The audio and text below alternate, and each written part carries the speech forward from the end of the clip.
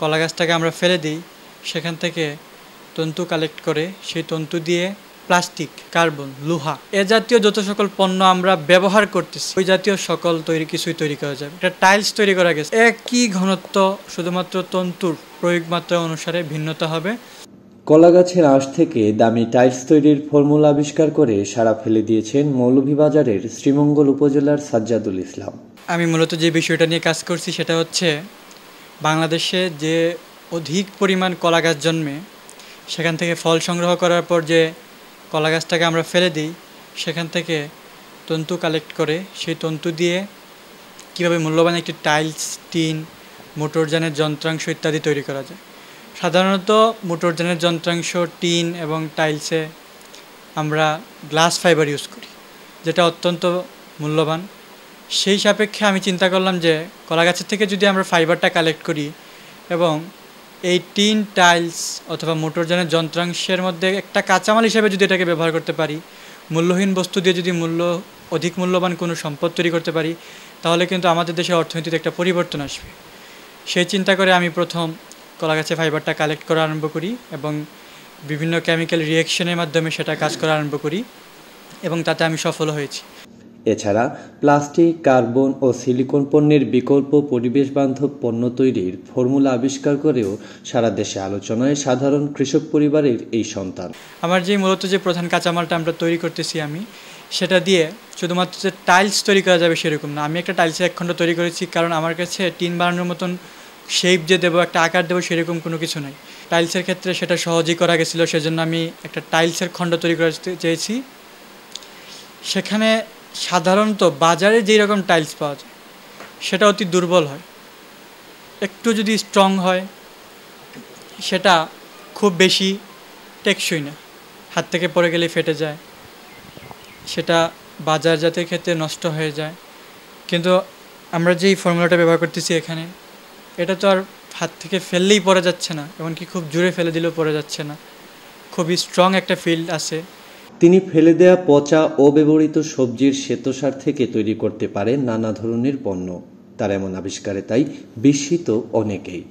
সাজ্জাদুল ইসলাম যেই আমাদের গ্রামের এই ছেলে যে আবিষ্কার করেছে, আমাদেরকে তাক লাগিয়ে দিছে। কলা গাছের তন্তু থেকে টাইলস আবিষ্কার করছে, তার এই আবিষ্কার আমাদেরকে অনুপ্রাণিত করছে। ছোটোবেলা থেকে অনেক এইগুলা নিয়েই, এই আবিষ্কার নিয়েই অনেক গাড়াগাড়ি করতো। আর অনেক এগুলা নিয়েই অনেক আশা, সামনের দিকে আমাদেরও অনেক আশা, দেশের অনেক কিছু দিবে। সরকারের কাছে আশা যে একটু সহযোগিতা করলে সামনে আর একটু আগে যেতে পারবে। বিভিন্ন বিষয়ে যেহেতু সে বিজ্ঞান মনস্ক, বিজ্ঞান বিভাগে অধ্যয়নরত, সে বিভিন্ন খুঁটিনাটি বিষয়ে আমার সাথে আলোচনা করে যে কিভাবে নতুন কিছু আবিষ্কার করা যায়। তো গত রমজান মাসে আমরা একসাথে বসে গবেষণামূলক জিনিস নিয়ে আলাপ আলোচনা করতেছিলাম। এক পর্যায়ে ডক্টর মোবারক আহমেদ খানের যে পাট থেকে টিন আবিষ্কার করা হয়েছিল, সেই বিষয়ে কথা উঠে তারপরে আমি তার সাথে এই বিষয়ে কথা বলি যে আচ্ছা, আমাদের যে কলা গাছ আছে, এই কলা গাছগুলোকে কিভাবে আমরা কাজে লাগাতে পারি।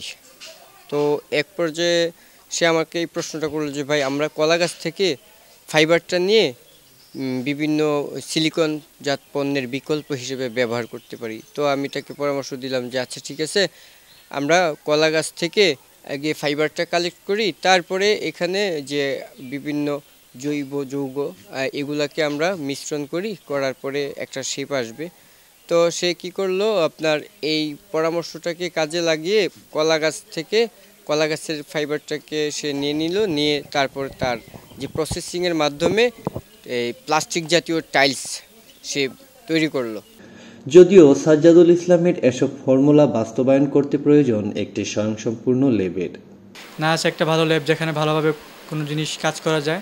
এখন সাজ্জাদুল ইসলাম যেভাবে গবেষণাটা চালিয়ে যাচ্ছে সেটা অত্যন্ত ঝুঁকিপূর্ণ। তার তো থাকারই জায়গা নাই, এই ঘরের ভিতরেই সে এই গবেষণার কাজও চালিয়ে যাচ্ছে, কারণ বিভিন্ন কেমিক্যাল ব্যবহার হচ্ছে, এগুলা খুবই ঝুঁকিপূর্ণ। তার একটা গবেষণাগার খুবই জরুরি দরকার, একটা ল্যাব জরুরি দরকার।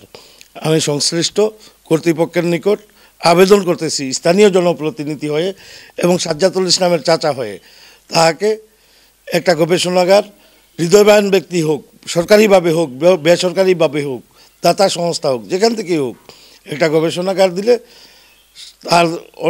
তার অনেক উপকার হবে এবং আমাদের সমাজের জন্য অনেক কিছু হবে, এই দেশের জন্য অনেক কিছু হবে।